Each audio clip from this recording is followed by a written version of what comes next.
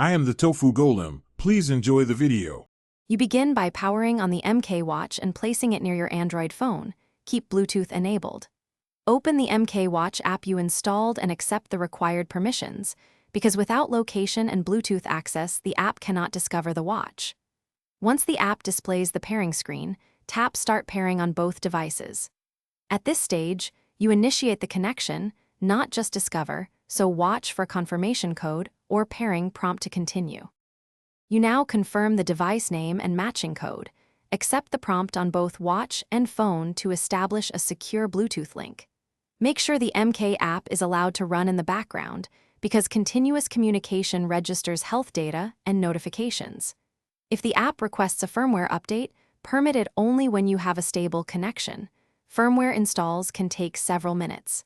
After pairing, allow the app to sync contacts and notifications, so watch features activate properly. You finish by customizing notification and health permissions inside the MK app. Toggle only what you need because excessive permissions drain battery. If pairing fails, restart both devices, toggle Bluetooth, and retry pairing from the app. This clears transient conflicts. As a last resort, perform a factory reset on the watch and repeat setup. Only do this when other steps fail, since reset erases local data. Troubleshooting tip: if problems persist, check for a second Bluetooth. Thanks for watching. Consider subscribing if we helped you today.